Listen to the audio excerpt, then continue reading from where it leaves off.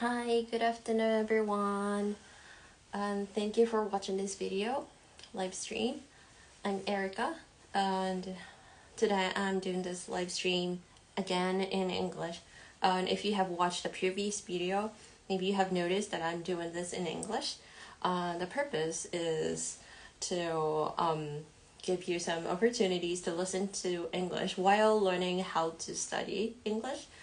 So I've seen a lot of videos and posts all in Japanese, even though they're encouraging you to use English.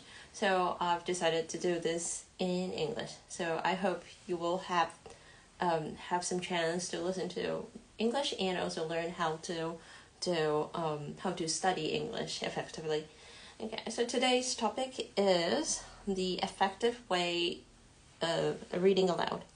Oh, thank you for watching. Yeah, so effective way of reading aloud.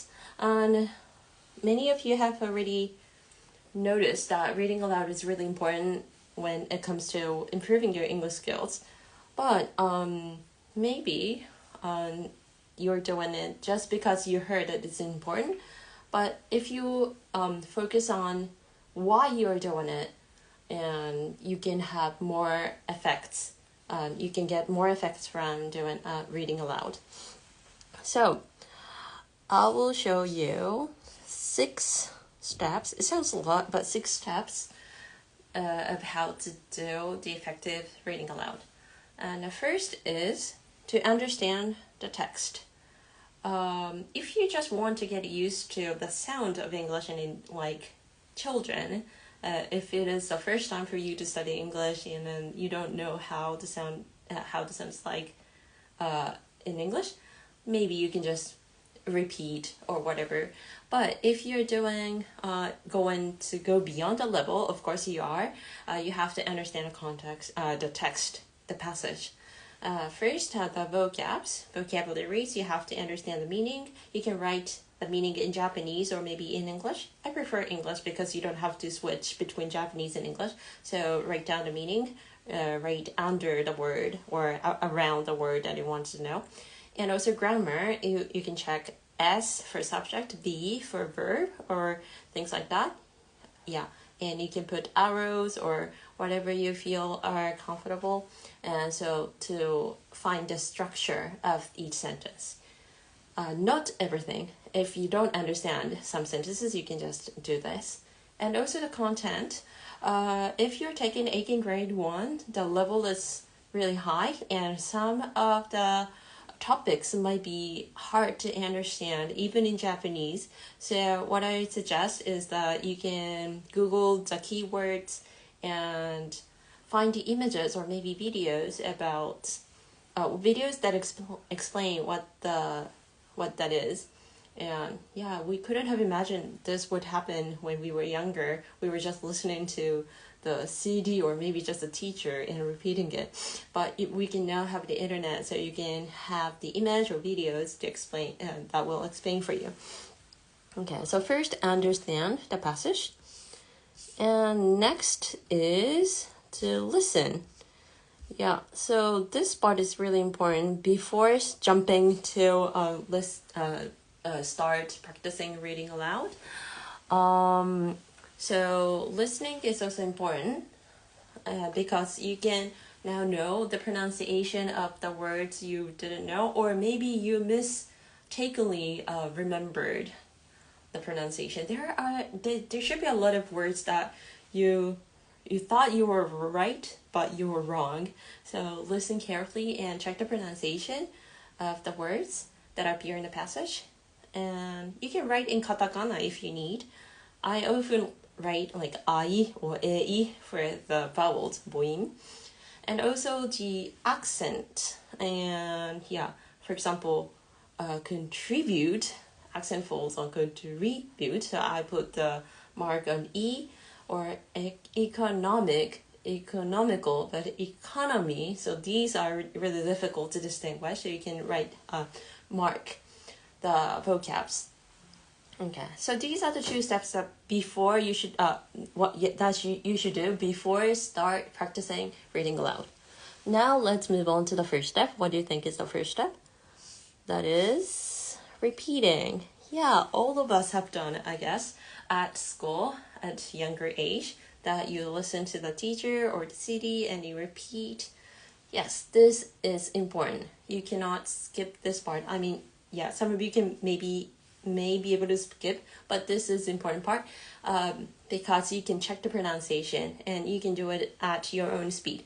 So this is important. Repeating. You listen to the sentence and then repeat it, or maybe chunk by chunk if you are not familiar with the text yet. So you can check the pronunciation, and if you're not sure about, or if you're not feeling comfortable pronouncing some words, you can practice the word maybe like 10 times. For example, you might have seen the news of a man who was exonerated of the crime, which he didn't actually commit. So that means 無罪にする, exonerate. It's really hard to pronounce. So exonerate, like that 10 times, and you get used to it. So pronunciation. So you repeat and pronounce some words if you're not familiar with, and then and this repeating is also good for your short-term memory practice. Short-term memory is obviously that you can memorize some words or sentences for a short period of time, for like some seconds. This is really important in language acquisition because if you're during a conversation, you have to remember what the person you're talking with is saying for some seconds, and you have to respond. So short-term memory is really important. Of course, long-term memory is important, but short-term memory is also important when you're learning languages. So repeating, you have to, in repeating, you have to remember what the audio says. So you have to remember, so that will help you improve your short-term memory as well. So first, repeating. And then next step is overlapping. Overlapping is you practice reading aloud at the same time of the audio. So you start at the same time of the audio and then stop at the same time of the audio.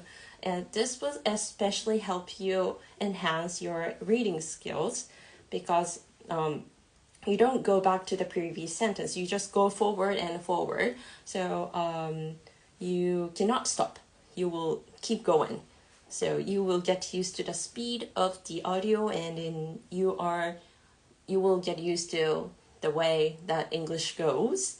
Yeah. So I think many people have once used to translate sentences, and in that case we go back, kairyomi, but that will stop you. That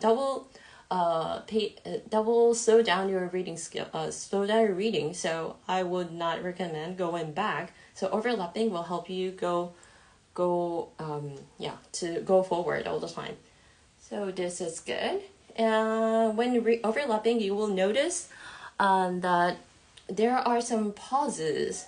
There are some moments that audio stops. So you can put slashes, and you will get used to the flow of English. So overlapping is the next step.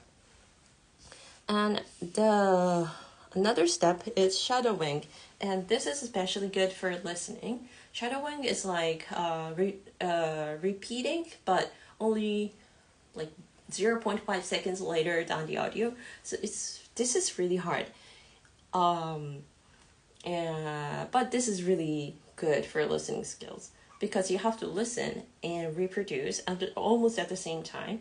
So it's really, you really need a lot of skills to do this. And the problem here is that it's too hard to do it alone. Usually, if you listen and say, you feel that you are doing perfect, but actually you're not doing perfect.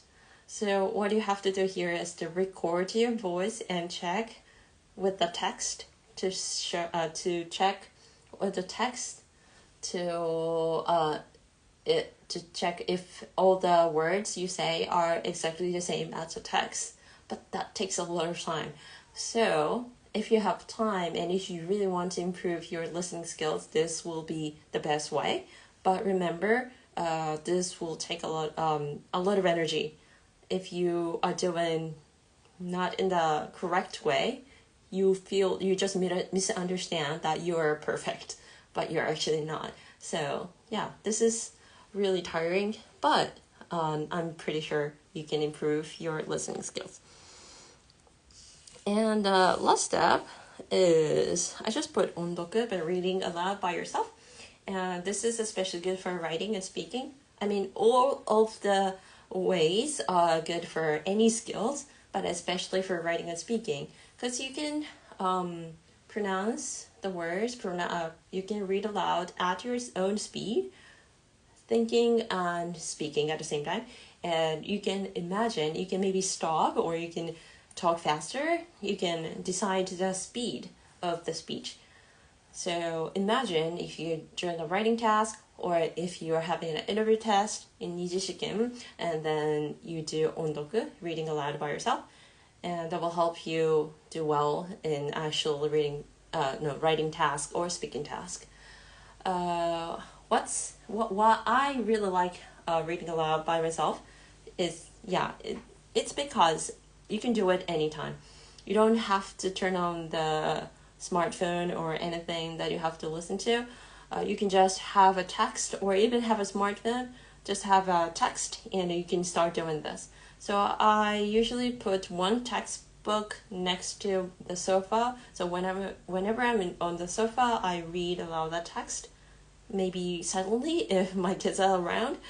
And I have another text on the desk, on the table, so I can do that textbook whenever I'm around the table. So you don't have to think what to do.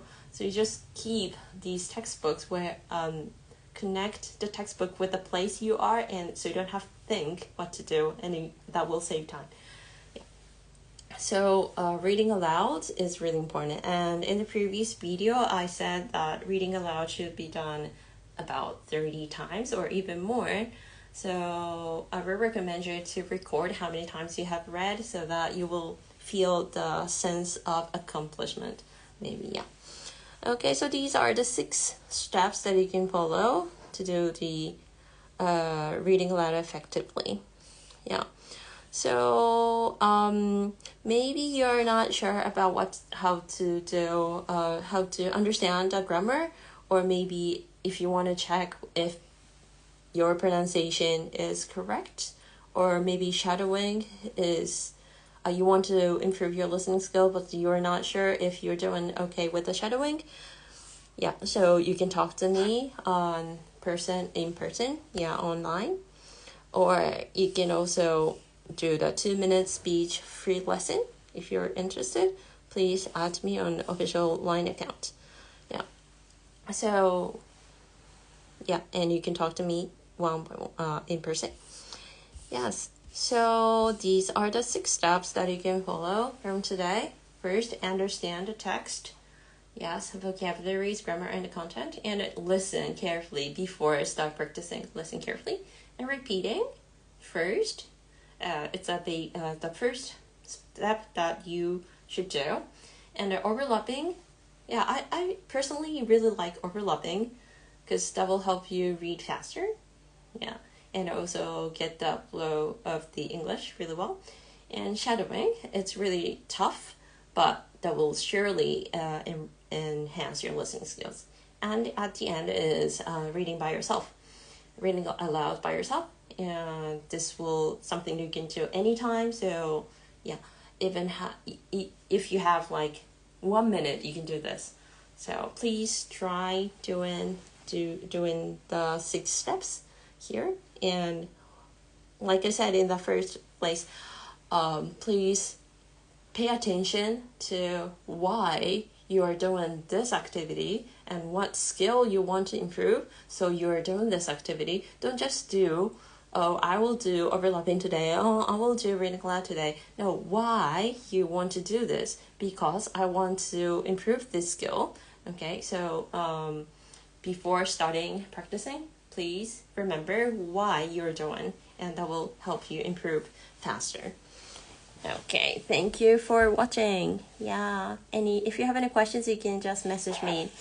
Okay. Thank you very much for watching. Bye bye.